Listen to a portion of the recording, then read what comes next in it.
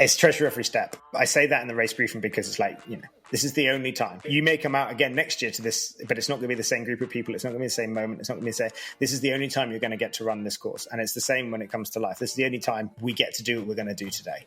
This is it. And you've got to treasure that.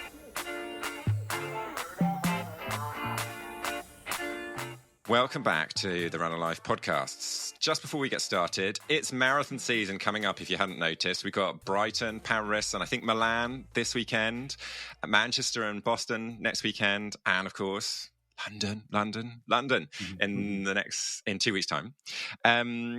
So pretty much all the training's done. I'm sure you're all feeling a little bit of nerves, those of you that are running it. It's time to focus on the big day. We have partnered with Race Day Prints to help you guys get an awesome memento of your big race this season. Race Day Prints do personalised running posters of your PBs. So if you have a great race, or maybe even if you don't, but you want to remember it anyway, go check them out. You can get 15% off with the code RunAlive15 or by following the link in the show notes. Just go to racedayprints.com and use the code RunAlive15. It's a really cool way to commemorate your big race. And you can hear a little bit more about their story and about the story of Bryn, who's an ultra runner and founded Race Day Prints, in our interval next week. So let's get on with the show. Gary, Jenny, hello. How are you doing? Good. Hello, how are you? Yeah. I'm doing all right. Thank you. I'm into the taper. Yeah. Exciting. Not long now. How are you feeling? Yeah, feeling good. I'm still in the relieved section of, I get to run a little bit less. Like it was all getting quite a lot of volume last week. Got 10K coming up on Sunday, Sutton 10K, which I'm going to have a race at. So You're racing. We'll see how that is. Yeah. But hang on, before we get to the race, I'm just going to say your 20 miler on the weekend was very impressive. Big chunk of marathon pace at the end. You've got to be feeling good off the back of that. It looked all right. Yeah, I mean, it was 10 miles easy, 10 miles marathon pace. I managed to time it pretty well, so I ended up at the start of Bushy Park Run with at sort of 15 miles. So the 15 to 18 miles was nice. Just sort of mentally check out and pretend to be in a race. And then I felt awful because at the end of parkrun you sort of stop and you get your barcode scanned and everything like that. And then there was someone there and I had a chat, which was very nice. But then I was like, I've got 2 miles left to go, and I had to get going again and get up to and I was seized up, but managed it. And last long one race pace, lot of race pace in there. So yeah, I'm feeling all right. Just got to get there, I suppose. And what's your race? Yes. What's the 10K? What have you got coming up? Sutton 10K, so it's a local 10K. It's the first race of the Surrey Road League, which is a series over the summer. I thought I'd give it a go. I'm not sure if it's a PB course, but it's I haven't run it before, but I have run in the park that it's in, and it's not entirely flat, but it should be a good effort. So let's have a go. Going off the back of your last victory, I'm expecting nothing but you breaking the tape, to be honest. Well, I tell you what, look, I'm still living up my victory with my finisher's mug. And in there is Hardlines Coffee, which arrived this week. So, amazing. I've literally just demolished my third cup of that this morning. There you go. So if there's anyone listening that has no idea what we're talking about, you can get 20% off Hardlines Coffee, which is an amazing coffee shop in Cardiff, which has a run club with our code RunAlive20. That was a seamless link, wasn't it? That was and you can also hear their story on the interval from a couple of weeks ago. So check it out. Yeah. Very cool. Jenny, you've had a little bit of a more restful weekend. Yeah, much against my own will, if I'm going to be completely honest.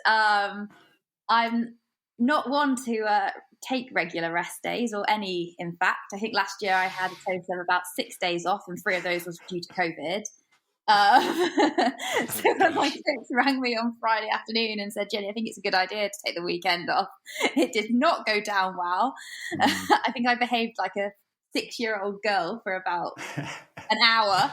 Had a little tantrum and then sort of got over it. But we are very driven by data through our training, and lactates and heart rate. We're just showing everything a little bit out of whack. So trying to learn from our past mistakes and act on things a bit more swiftly than we used to. So yeah, perhaps an unplanned sort of down week, but I can't say I'm thriving or enjoying a single second of it. So I'm waiting for a session to be put back onto the plan. I did turn up to the track yesterday morning in the hope that he would, change his mind, but he told me to go home, which was actually quite upsetting. But Jenny, we chatted earlier in the week, and my kind of comment was, I think that's just a really good choice, and like, even though it doesn't feel good, I think even you are like, yeah, it's probably what I need to be doing, because you've got bigger, longer term plans, right? So you've got to take a little short term hit. Yeah, definitely. I think I've learned from last year and the year before that if I keep kind of just putting my head down and grinding on through it, doesn't end pretty. Highgate's still 6.5 weeks away, which to me in my head is like not long at all, but it's long enough that you can turn things around and still get there in really decent shape. So if I walk away from there with a PB, I'll have forgotten this week very quickly. Yeah, definitely. Good choices. But Gary, what have you been up to? There was a big cycle class, wasn't there? I did. Yeah, I did. I made it. That was for last week, back end of last week. Made it to the South Coast with a mate of mine. We set off and headed out into what was the rain initially, but then by the time we got down to the seaside, it was lovely. So that was like 3 or 4 hours of riding, about 60 miles in total. Yeah, it's about 30 miles down there. Yeah, 30 miles down, 30 miles back. Do you know the best thing is that you get to stop and have a cake halfway around a bike ride like that? You just, unless you're an ultra runner, cake is just like not on the menu, is it, in the middle of your training? But yeah, we got down there, had a bit of a sit and a chat, bit of cake and coffee. So that was really good. That's a little like kind of a bit of an adventure milestone ticked off to get to the South Coast and back. Emsworth is lovely at this time of year. I can comment on that. So that was pretty cool. And a couple of nice runs. Been running in the forest a couple of times in the rain. That was good. Took in a few hills on Wednesday last week. Kind of went out on that. Can't remember what. I think we've had a thunderstorm, it feels like, or like stormy weather every day, but was out running in the rain, which I absolutely love. It's been so wet, hasn't it? Oh, unbelievable. But I quite like it. Just chuck on a cap, get out there. It's a heck of a lot nicer running in the rain than it is biking in the rain. That's the other thing. And then I capped off my week, as I was telling you guys, by ill-advisedly doing some strength training. And of all things to do, I've like strained a muscle in my neck. I'm just feeling like super old and knackered. Strength training is supposed to make you better, isn't it? But all it's done is... Well, we don't give coaching tips on the RunAlive podcast, but strength training is bad for you. Don't do it, guys. Ed is not a qualified strength and conditioning coach, by the way, because and actually the man in my life who I least rate is least likely to ever become a strength and conditioning coach. But yeah, I could, based on my recent data, I would also say be cautious about where you're building strength training. But yeah, all good. Bit of running, bit of time on the bike, and I'm sure I will get over this random neck injury soon enough. To business though, Ed, we've got a cracker of an episode coming up this week. Who have you been talking to and what's it all about? We have Nick and Bexx from Impact Marathon, which is a race series that combines marathons, running and social impact. So without further ado, here is the next episode of the RunAlive podcast with Impact Marathon.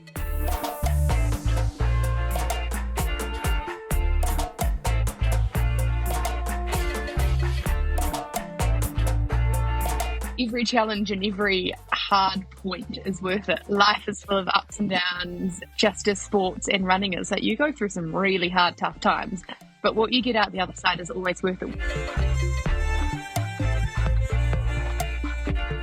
Runners are positive. Like, we know what it's like to have that voice that says you can't do something, and we know what it's like to silence that voice. And every single runner knows that, whether you're at the front or the back or the middle. We all know what it's like to have that voice say you can't do it. It's that element that brings people together.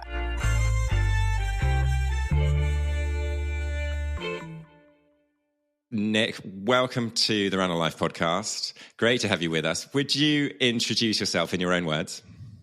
Yeah, so my name's Nick Kershaw and I'm the founder of Impact Marathon. For the last 9 years, that has been my everything in my life. It's really hard to define where Nick ends and Impact begins over this time. But back in 2015, I started Impact Marathon, and throughout that entire period, we've been building races around the world that have just been designed to do a lot of good in the communities where we're running and to take people on a really incredible journey. And so that's really where my life begins and ends, in my opinion, now. Nick, we ask all our guests this question, but what makes you come alive? It's an amazing question. And there's a number of different answers. We've just been on a run, and that sort of period where you're 60, 70% into the run and you're just in a rhythm and you're talking your way and you're pushing each other a little bit. And that moment I've always that's ever since I started running in 2011, that's been that moment I've loved most, when you're running side by side, shoulder to shoulder, in step. And you're just pushing each other that little bit. And when one of you starts to slow, the other one pushes a little bit harder, and vice versa. And I feel always that's that moment when I just love my life in that moment. Nick, you describe yourself on in your bio, I think, as living and breathing the power of running. How's that been worked out in your life? Tell us a little bit about your running story. Well, I guess it's one of those connect the dots when you look backwards. And for me, I started running in 2011. I just started working in the city, busy finance job. I remember it really clearly, actually. It was a day I just lost a really big deal. And maybe 3-4 months into my time, and I just thought it was the end of the world. And my boss said, he was quite a keen runner, and he just said, Nick, you should go on a run tonight.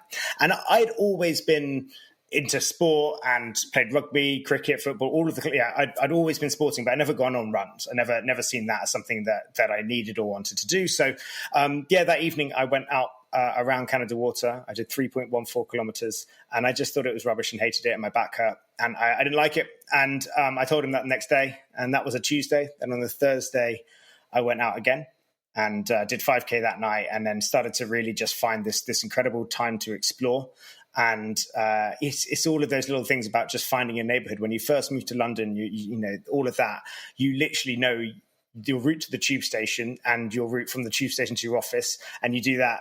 And so, and that combined with when I look backwards now is that was the time my parents were divorcing. That was the time when everything in my life was shifting and changing. And that hour every night after work, you know, in the dark with the street lights and just heading around, you know, Canada Water Dock and everything like that was just so incredible. And it just obviously set off a pretty huge snowball effect to this day. But at that time, it wasn't there was no bigger vision. It was just, I'm just going to go and run. And that little bit of a change in my life is really where that power of running concept started for me, because everything started to fall into place after that. And when you talk about the power of running particularly, what does that mean to you? So for me, I talk. There's two elements to it. The first is about us as individuals, right? And so we all have these silent motivations while we run. I mean, we've already, you know, shared a bit already, and it's like we have those motivations that we talk about. Okay, I want to lose weight. Okay, I do it because of my mental health. I do it because it's fun to be with friends. Like there's a reason we give as to why we run, and then there's the reason we tend to not give. And that's what I call the silent motivation. You know, I want to lose weight because this happened to me when I was 14 and it's really stuck with me. Or, I want to, you know, run because this person said I couldn't. Or maybe it's because this person said I could and I really want to show them that they were right, because that's also a motivator people don't always talk about. And so those silent motivations are what I find really, really beautiful. And so in that moment we just referred to, you know, when you're on that run, you're shoulder to shoulder, I don't know the other person's motivation, that deep-rooted one. Maybe I do, but like most of the time you don't. You don't need to. And they don't need to know yours. And you're just in that lockstep moment. And so for me, that power, that connects us. And then how it's kind of played out in the second half of my adult life, so to speak, although I'm still, I guess there's a long way to come on that, hopefully. But like how it's played out within Impact Marathon is this ability that when you get a group of runners together and you say, right, this is our challenge, this is what we want to do, this is the difference we want to make just through simply us going on a run together. This is the difference and impact it can make in other people. That for me is where I've found really my life's purpose and my life's goal is bringing runners together around a single cause in a single moment to do something really special together. And that for me is what makes running such a powerful sport. You know, It's incredibly inclusive. It's incredibly simple, and it's just that in that lies its power to connect people. You've touched on this slightly, but in 2015, you left your job in finance and you founded Impact Marathon. What was like the reason for that massive life change, and why did you want to do it then? And like, how did it come about, and how's it gone, and all of the above?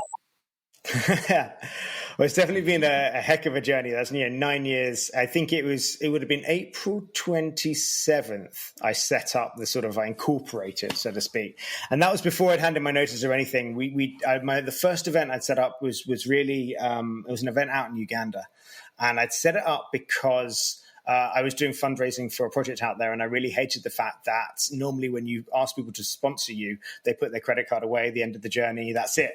And what I think is that there's this incredibly powerful missed opportunity for us as individuals when we're doing that fundraising to really understand the impact that we're having and that we can have, and understand where that funds go, why it makes such a powerful difference, what we can do more, that side of things. But also the other element that I think is really cool is that within this idea of when I sponsor someone, I put my credit card away and I've forgotten about it, I've also missed the opportunity to see the difference that has made and to see the journey that's gone on. And so I didn't want people to do that. I didn't want people to just donate and not realize that actually we've got a really cool project in Uganda. We want to share it with you. So I just made a joke in front of about 200 people that we're going to go out there, and when we do, we're going to run a marathon. And so we did.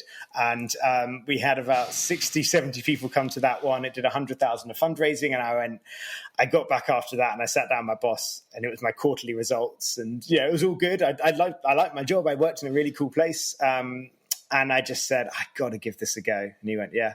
Do you want it as a sabbatical? And I went, I don't think I'm going to be able to come back after this. And he went, yeah, and said, I see that you do a lot of your secret planning of races in meeting room 2. I was like, no.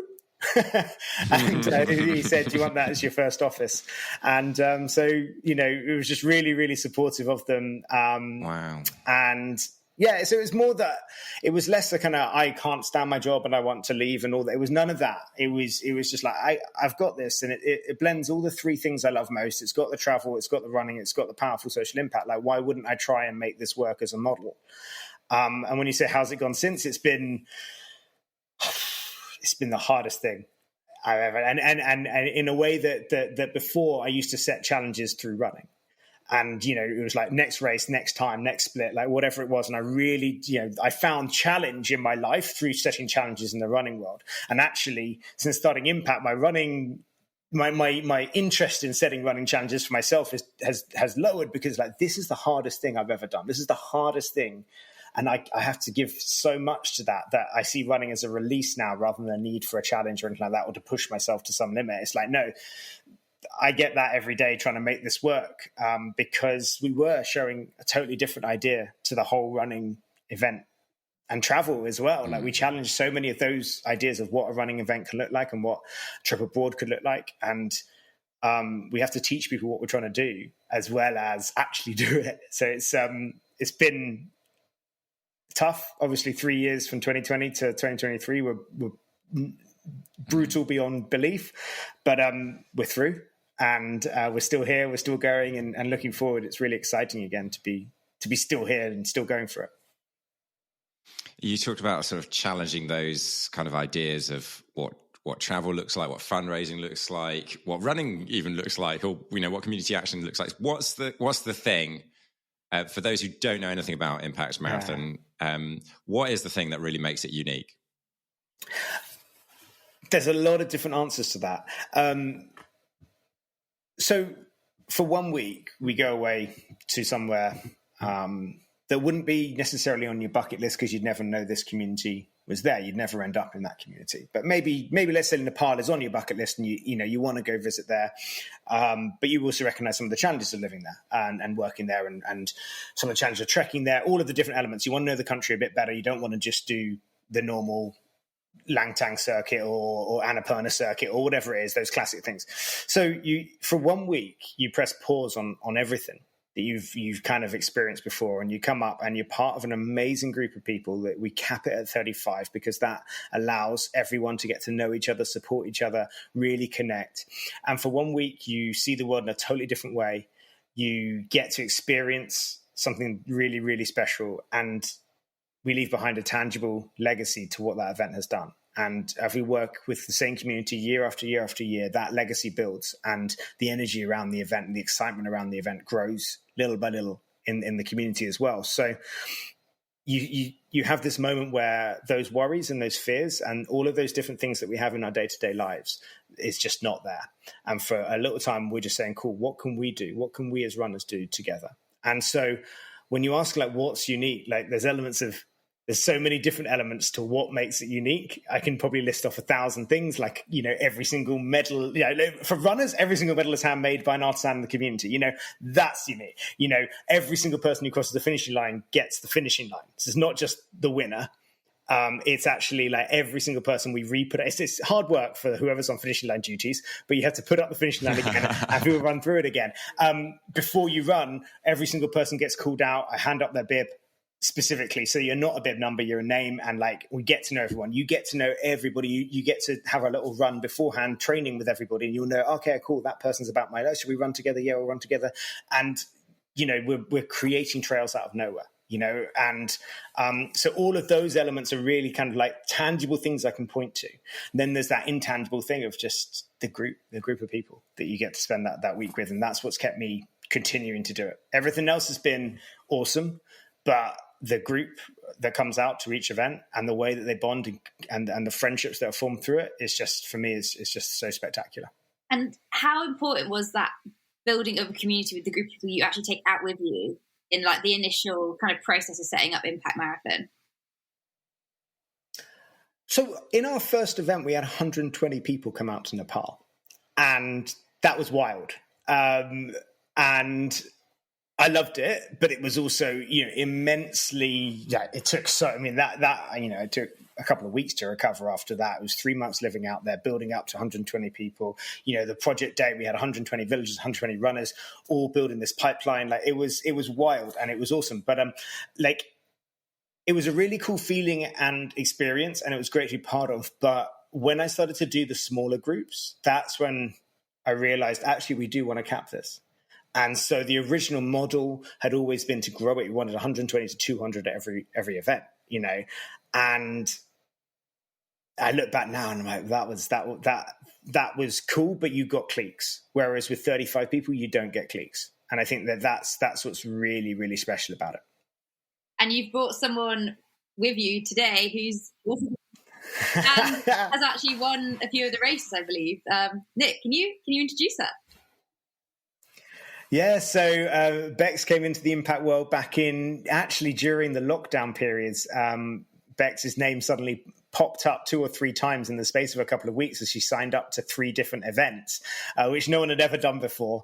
And then over the course of the last couple of years, we had to delay some of those events, obviously. But then over the course of the couple of years, Bexx has done Guatemala, where she was the fastest international runner, and then Nepal, where she won the 42-kilometer women's race overall, and then Jordan, which is the same again, which actually was back-to-back marathons over 2 weeks between Nepal and Jordan, just before the turn of the year. So, and it just so happens that she lives about an hour away from me here in Pembrokeshire. So, Bexx has been just an amazing energy as part of the Impact trip. So when you suggested to bring on an Impact runner, it was a pretty obvious choice who could talk about it, and especially because we get all sorts of people at Impact events, and we get people who are running their first ever race, who are hiking their 10-kilometer, because we do have different distances and all of that.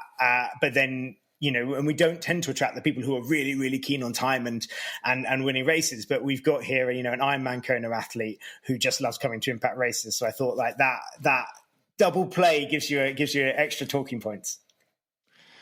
Oh, that's amazing. Bexx, we're delighted you're able to join us on the podcast. Welcome to the podcast. Bexx, what makes you come alive? Thank you for having me on the podcast. It's a privilege.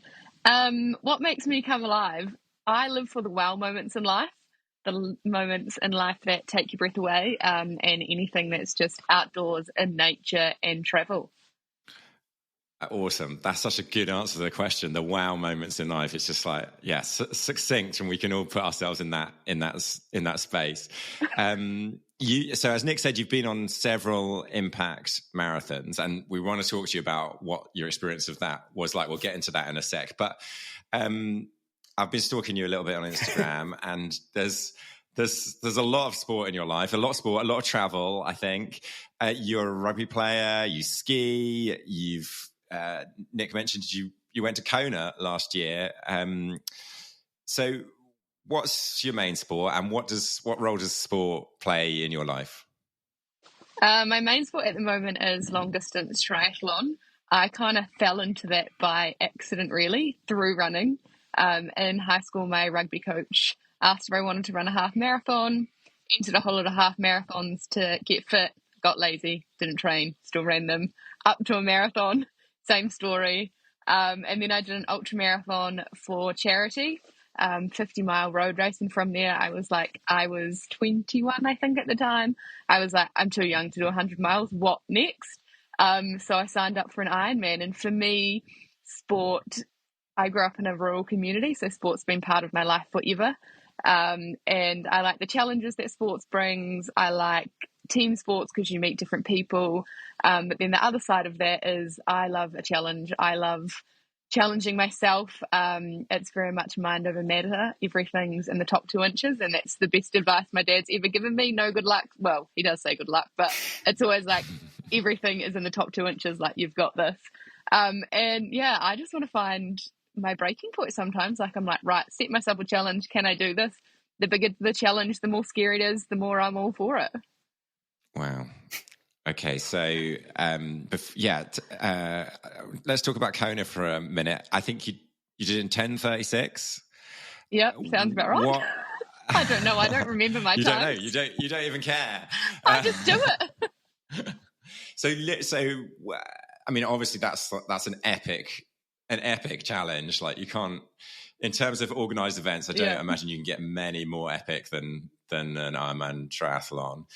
What was it that made you decide that was the challenge for you? And, talk us through that experience.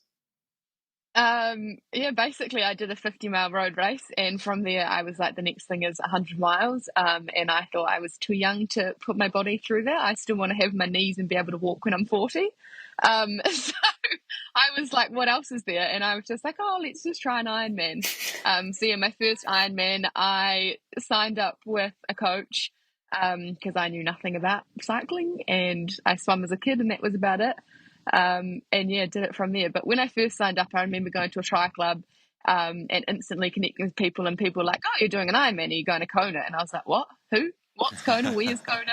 And I knew absolutely nothing about it. And I was just this little country girl that was like, right, this is a challenge, I want to do it. To qualify for Kona was a really special experience. And I qualified and raced last year with the same people that I first got into the sport with. So that made it super, super special. I was in Kona racing with my best friends, and it being the first all-female event, it was absolutely amazing. It was a once-in-a-lifetime opportunity, and it was fantastic. What is it about these crazy challenges that kind of like ignites you? I'm so intrigued. I don't know. I don't know. I think I want to get to a point sometimes where I'm like, nah, that's it, I'm done. And I am a very stubborn, headstrong person. And I like the fact that your body will give out before... No. I got to think about this. Your mind will give out before your body. So it's just that like overruling your mind. Like your mind says you can't do this, but you actually can do it. And I think the bigger the challenge, the more I'm like, oh my God, am I going to be able to do this? Like my first 100-kilometer ultra I did, I was like, oh my God, it's so far. And even now in a car, if I drive that far, I'm like, how did I ever do that?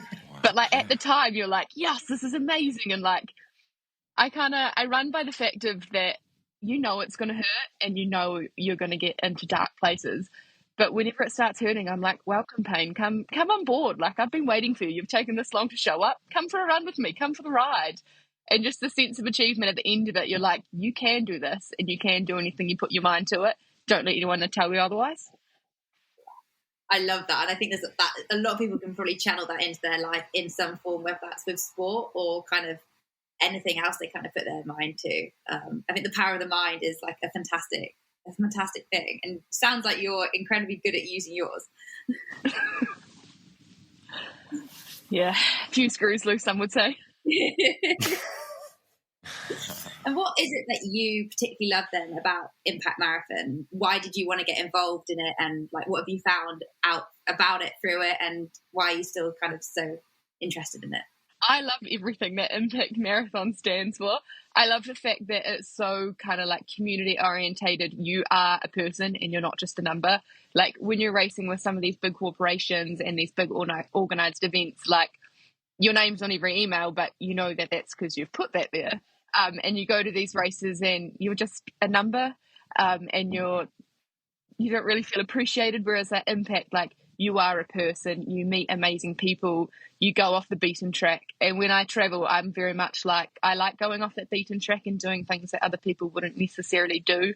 So to be in Nepal and go and to stay in Batase village, you get to meet like the locals and see the children. And that's probably one of my most favourite running memories of all time, was in Nepal last year, running with all the kids. And running's a sport that anyone can get into. Like you don't need a lot of kit, you just need a pair of shoes and that's it. Like you can do it from whatever background. Like you don't need to be a billionaire to get into running. And yeah, I just love the places Impact has taken me and the things that I've learned, like about permaculture in Jordan, greening the desert, getting fresh, clean water to schools in Nepal. Whereas growing up in New Zealand, like that was such a, you turn the tap on, fresh water comes, and it's kind of challenging the way that you've brought up and challenging what you've been taught. What's the biggest challenge that you've kind of seen through Impact Marathon that you've had to like overcome or learn from? Every Impact you go to, you learn about like the locals, and like when we were in Nepal, we learned about the burns and Nick, help me, what's it called? It's Burns Violent Survivors. Yeah, Burns Violent Survivors. And it really just makes you appreciate your own life and your own upbringing, and especially from like living in the UK and living in New Zealand. Like I've lived such a privileged life. I've, never known hardship as per se, but you go to these countries like that, and especially in today's society, like all this abuse and the fact of like all these burns and stuff are still being used. And like in the schools, the kids don't have fresh, clean water, whereas that's just such a foreign concept to us, not being able to have that clean, fresh water. And it kind of really it takes you back to the core values as a human and makes you realize how lucky we are to live the lives that we live. I love that. It's always good, isn't it, to be reminded, like, this is my place in the world. This is the privilege that I have, the power that I have, and this is what I can do and contribute. In terms of being on these trips, you spoke about what makes you come alive as a wow moment. The wow moments are the things that make you come alive. And I'm interested in the impact that Impact Marathon has had on your life. So, is there one story or a moment from a trip that really stands out that you can tell us about that's kind of been a wow moment or really impacted you? Oh, there's too many to choose from. No, go on. You can do it. Definitely a small part was the scenery in the Nepal race. Like when the clouds lifted, you were like, oh my God, you had the Langtan mountain range to look at in the morning you got up, and just the scenery. But something that will forever sit with me is the marathon was kind of like a 2-loop course, and there were these young kids absolutely gunning it past me. And I didn't speak Nepalese. They had limited English, but we were running for a bit, having a conversation, and they were like, quick, like run fast. People are gonna pass you. I was like, mate, I'm dying. Like this body can't run any faster. But everyone's just so happy. And on the last little loop, there were some smaller children, and this one little kid just grabbed my hand, and he probably ran with me for like a kilometre.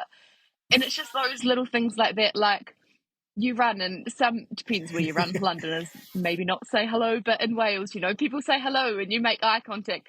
But it was just those moments that you're just like, wow, this is so special.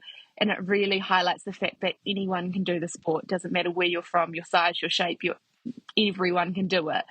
And just that little boy running with me was just so amazing, because I was like, oh my God, it was, I don't know, I can't put it into words. It was just so heartwarming and just absolutely amazing. Oh, that's awesome. So I really love the way that it's as life-changing for the people that go on the trip. It challenges as fundraising, like you were saying, Nick, but it's also life-changing for the communities.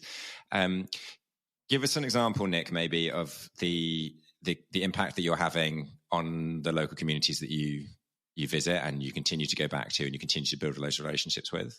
Yeah, so I mean, just hearing Bexx talk about it is such a special moment for me, because I don't normally get to hear these kind of conversations all the time, and the impact it has on everyone who comes on the trips, and you see it happen through the week, and you see people's lives changing, you see their mindsets changing and all of that. But to actually, it's only sometimes 2-3 months afterwards when I meet up with someone and they tell me like the journey they went on that I really realized the impact it had. I mean, in the communities, every single community, when we're looking at the project, it's really led by the community themselves. The conversation's led on that side. And so each community is really looking for something different from the race. And so when we set up the race, we're usually like, look, we've got this amount of people coming, and we've got this amount of fundraising, and we've got this event that can, that will want the, people to be coming up from across the country. So we get Nepali trail runners and Guatemalan trail runners all being part of it.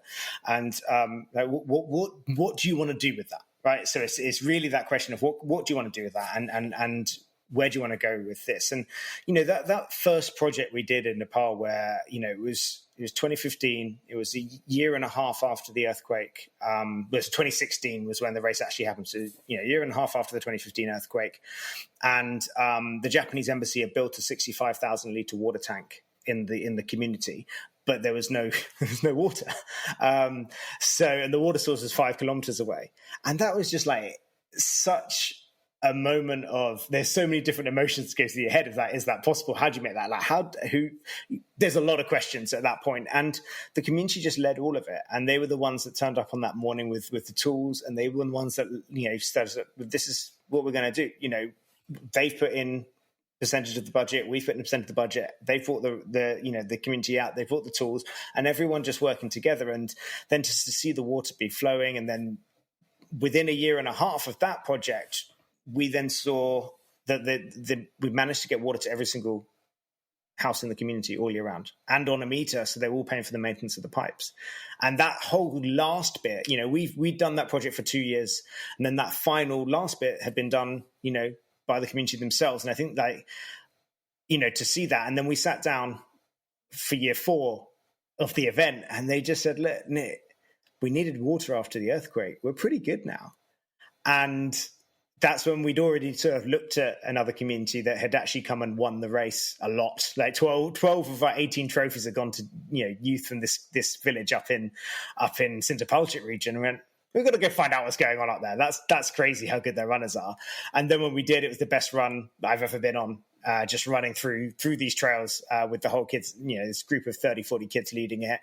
And so that transition from a community that we worked in for 4 years, and actually they went and said, actually, we can come up with ideas, but they're not truly powerful. That was the powerful idea. And that having the courage to then go, cool, well, then we can take this concept and we can work with someone new. And then in Batase, water is always a fundamental part of what we do in Nepal. But then there's another story that I always really love, because it is so different to that story, where it's this tangible focus point. Where in Guatemala, we work with youth leaders, and the history of Guatemala and the 36-year civil war and the battle for indigenous rights, all of these elements sort of blend in. And in the year before, they'd done a Women's Day march, and it's a good time to be doing this, recording this on International Women's Day. So there was International Women's Day 2020, and the year before they'd done a march, and 12 had turned up to that march. They'd marched through this community called Tekpan, and it was, it was a start. And then the next year they said, Nick, can we do something slightly different? And can all of the impact runners join our Women's Day march? And that's like, okay, cool. Is that something? There's a lot of different reasons why that wouldn't necessarily be my choice of what we would do. But I said, again, if we're going to be strong with our ideals, like it is community led, this is it. And for them, it was like, well, they then went out to the mayor.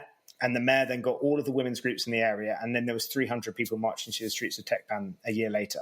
So you've gone from 12 to 300. And a lot of that was that impact thing. I thought, okay, cool. Actually, okay, so people from abroad are coming. we want to make, we can now harness this and leverage this so that actually as we're walking through the community, which isn't used to a group of 30 foreigners walking through it, that then attracts everyone to listen to what's being said on the mic. And so suddenly this event became genuine. And then the final thing they said before we went on the march was, make sure you put this on Instagram.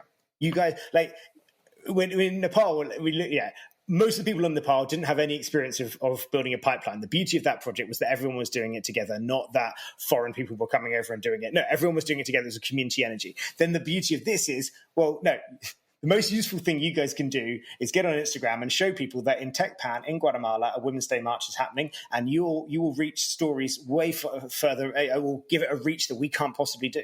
And so that, to me, is like an example of like two very different things, but our flexibility to kind of work with both those. Bexx, was that Guatemala trip one of the ones that you were on? No, not that one. No, I did a different one. The year after, yeah. You the year after. What's it been like for you in terms of seeing the impact for the local communities and the sort of collaboration, the relationship? Because you've been on 3 different ones, so there must be a reason that you keep going back. What's that reason? I just love it. No, the impact side is cool. Like, there's no one else that does it like this. There's no one else that can be like, right, we're going to submerge you in a culture for a week. And it's very much like you're not marching in there to help them out and be like, right, we've done a job, goodbye. You're going in there, you're joining that community, you're really part of that community, you're learning about the culture, you're eating the food, you're learning different like sayings and stuff, and you're going in there to help work alongside them, and they are kind of like more taking charge, and we're just helping do the projects and all that sort of stuff. And then to see the kids like in Nepal this year when they turned on the water and saw running water out of a tap, they were like, oh my God, like, what is this? And just seeing those reactions from the kids as well. So it's really cool that you can go in and you work alongside a community for the cause, for a better cause, and to help improve everyone's quality of life and just make improvements. It is really, really powerful. When I say it's every week and every impact that I've gone on has changed my life in some way, it's a life-changing week. That's why I keep going back. I love it. I wanted to come back to that life-changing week thing, and just from a kind of practically, again, for people listening to it, I kind of want to understand that. But is there something about runners or running, or the fact that is that the secret sauce, Nick? Like, yeah. The fact that that runners come on this, or that running is involved in it. Sorry, I haven't asked you a very good question, but I think I know where you're going. The idea of the power of running and running as a force for good. Yeah. Like, is that why it works? Yeah, it is, and there's a number of reasons for that, I think. And I've mulled over it a lot of times, and I have bought up the rights to impacttriathlon.com and all this sort of things. But the simplicity of running and the whole community you can join in, I think, is really, really important part of that. And we've done events, because we do white label events for charities where we put on an event for a charity under their banner, and we've done things where we've had mountain bikers on the course and all of these things, and it works. It's fine. It's extra logistics to be carting up 24 very expensive mountain bikes through the night in Kenya. Certainly, I've had my experiences doing that, but the simplicity of running is what makes it so powerful, and that everybody in the community can join in. The headmaster has, for 2 years in a row in Batase School in Nepal, has run the 42K. Whether he's completed the 42K, we don't look into that. If he runs down the finishing chute, he gets his love, and we're all good with that, because that's impact. He knows every shortcut on the mountain. His time this year was suspiciously fast. But the point is, everyone kind of joins in and is part of it. But there's also that mentality of the runners. And so when we say, right, we've got to get water from here to here in 2 days, runners go, okay. And they know the first half hour is going to be difficult, because the first half hour for a race is always that mental side of like, cool, I've got a long way to go. And so it's that energy, generally speaking, and I do say it's generally, because there are examples where it's not the case in general life, but runners are positive. We know what it's like to have that voice that says you can't do something, and we know what it's like to silence that voice. And every single runner knows that, whether you're at the front or the back or the middle. It doesn't, we all know what it's like to have that voice say you can't do it, as Bexx has said already numerous times today, and so it's that element that brings people together. And and I think in particular, we do it on the trails as well. We do it on hard courses because you don't have to worry about your time because it's not going to be a PB, that's for sure. And all of those different elements add up to what makes it a particularly special.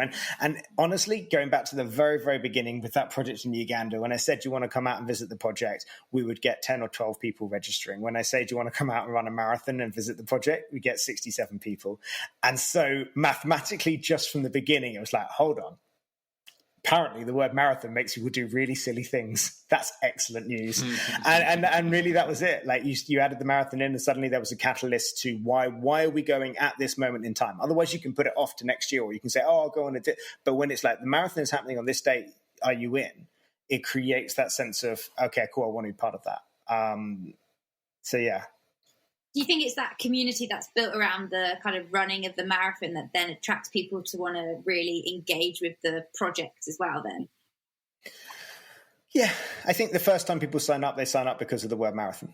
And again, even if they're just going to come and run the half or the 10 or whatever, but after that, no, the second time, third time we see it, it's really for either the project or the country or because they loved what Impact was about, or more than anything else, you've formed really great friendships and one person's gone and signed up to the Jordan race and you've gone, well, I can't let them go run it on their own. And so we'll tend to see like these cohorts that met at one group, kind of one race, they'll do the other races together. And that really happens a lot. So I think, the marathon is a hook, but it's once you get to even just the night before the marathon, you've realized that wasn't why you came here.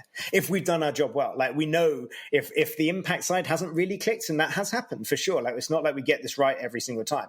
You can tell because people are talking about the race more and more and more. Whereas when we get the impact bit right, it gets to the race briefing, people are like, oh, crumbs, we've got a race tomorrow. And you feel that energy of, right, okay, cool. The energy shifts on that sort of that Friday evening. And so, yeah, that's when I know whether we've gotten the impact story really, really powerful. And that's where I think, there is that shift from a great life experience to a life-affirming experience to a life-changing experience. And, last year, all of the events we put on hit that life-changing thing. And I think that's a really proud moment because, the other two, I think we'll always get right. But can you get an event so it's life-changing? That's the hard part. That's the bit that I obsess on. That's super inspirational to hear you talk about that, and to know you say, "Oh, I know when I've got the balance right," because that's what people are focused on. Just as we're coming to the end of our time, but the heart of this podcast is, it's all about what running can teach us that we can then apply to our daily lives. So maybe just as a question for each of you to finish, we'll start with you, Nick. What one thing have you learned from running, or perhaps from Impact Marathon itself, from organising it, that you've learned that you can apply to your daily life?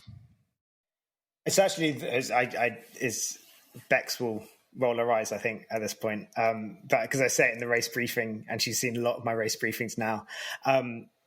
It's treasure every step, and I say that in the race briefing because it's like, this is the only time. You may come out again next year to this, but it's not going to be the same group of people. It's not going to be the same moment. It's not going to be the same. This is the only time you're going to get to run this course. And it's the same when it comes to life. This is the only time when we get to do what we're going to do today. This is it. And you've got to treasure that. And I think for me, and especially when you're challenged, especially when it's hard, that concept of treasure every step, I say from a race director's perspective, because you should, but also it makes my life a lot easier on race day. If everyone's going out there treasuring every step, they're not pushing into the red zone at high altitude. They're not doing those things that make a race director's life harder. They're genuinely just out there enjoying it. And when you see that smile on people's faces, it's just like such a special moment to be in that, to be creating that event for everyone. But when I then bring it back into my own life, it is the same. It's, in between races, I find it really hard to stay motivated. I find it really hard to be energized. It's tough. I love the experience of leading a team out in country. when I'm sat here in front of my computer trying to start again and trying to energize again, like I find that really hard, but I got to treasure that. Today I was doing accounts, treasure every step. It's really important to do that, and so that for me is it. It's just to treasure every step, whether you're out there running or whether it's a metaphorical step with work or whatever. Just treasure it. You're only going to get it once. That's an awesome takeaway. Bexx, what about you?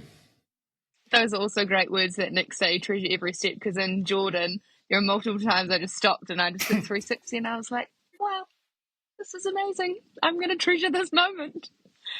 Mine is probably that every challenge and every hard point is worth it. Like, life is full of ups and downs, and just as sports and running is, like, you go through some really hard, tough times, but what you get out the other side is always worth it, whether it be the happiness of a high or the finish line feels or runner's high, or you've just struggled up a giant side of a mountain in Nepal across a dodgy ridgeline that you could fall off, life or death, and then you get to the other side. No, just joking, it's not like that. It's actually a beautiful place. You get to the other side and there's this, it just opens out into this amazing view. So all the hard times are definitely worth it for the good times. Oh, that's brilliant. So inspiring. Thank you so much, both of you, for joining us. Just before we go, where can we find out more information about Impact Marathon and about each of you? So the Impact Marathon, impactmarathon.com, Impact Marathon Instagram, and you can follow me, NJ Kershaw on Instagram. You can follow my sporting adventures at Bexx Swainson Athlete on Instagram. Awesome. I was going to say, it's like amazing. Like, speaking to both of you, it's so inspiring, and to see the impact you guys have had on communities and other people's lives is just fantastic. Thank you both very much for coming on the podcast. It's been a joy to catch up with you. Thank you.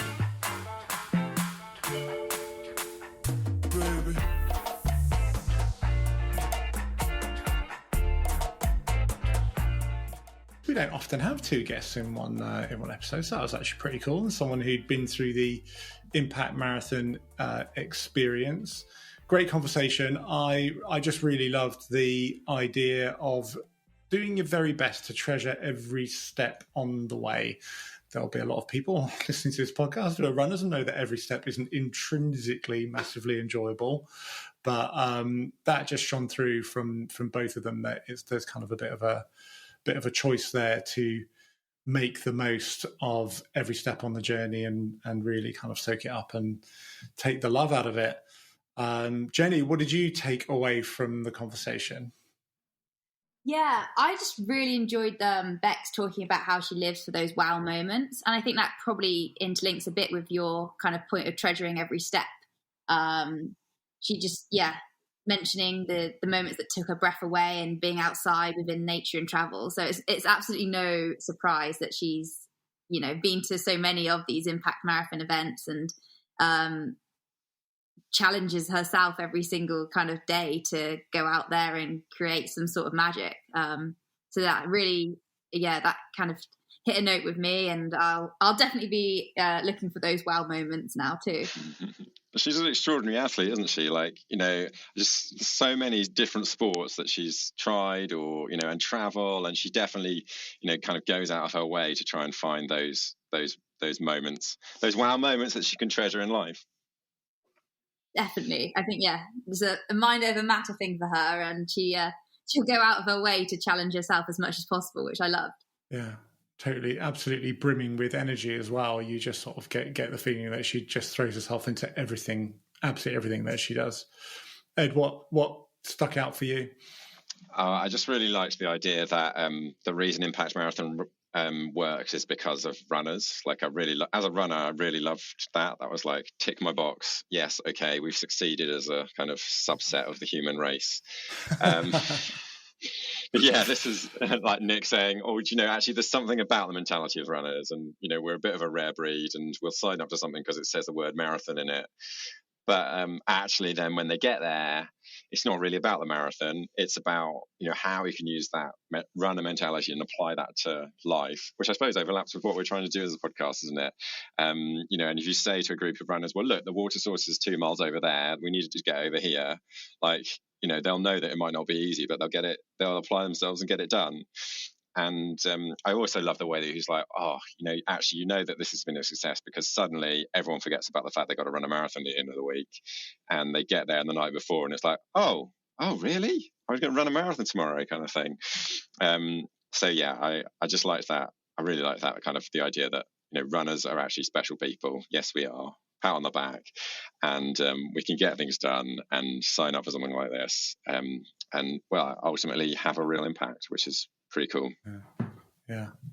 That also aligns to this. I think that thing he said about people coming for like a life affirming experience, but having a life changing experience. And I guess that's what he's talking about. If you get to the end of the week and you've kind of probably gone there to run a race, but will run a marathon, and then you're suddenly like, all this other stuff has happened, and that's changed your worldview, and maybe given you a deeper lesson about what's kind of significant. That's actually pretty special, isn't it? He's doing a pretty phenomenal thing with the vehicle that he set up there, isn't he? Giving the world the opportunity to draw on, well, as you say, the special talents of runners, right? We are all very special. Yeah. Bring a certain mindset. So, Eddie, you're going to take us into what we'd love to offer our listeners this week in terms of something they can specifically take away. Yeah, well, I think we kind of touched on it already. And it's a bit of a combination of that, treasuring every step and looking for those wow moments. So this week's Go-Do is all about sharing your wow moments. Actually, when we think about a wow moment, my mind initially goes to that moment when you're on top of a mountain somewhere in the middle of nowhere, like kind of doing a Bexx, if you like. But in the combining that with the idea of treasuring every step, those kind of wow moments could actually be sort of the mundane things that you've done well. So what we want you to think about this week is, how could you bring those wow moments more into everyday life because you've treasured a particular thing? Think about one of those and then go share it. So share it with your friends, share it with your family, share it with your colleagues, and just say, look, this was a thing that I'm kind of proud of, that was a wow moment for me. Maybe it's a breakthrough. Maybe it was actually, this is something you've been putting off and you've got it done, or maybe it was like an incredible achievement.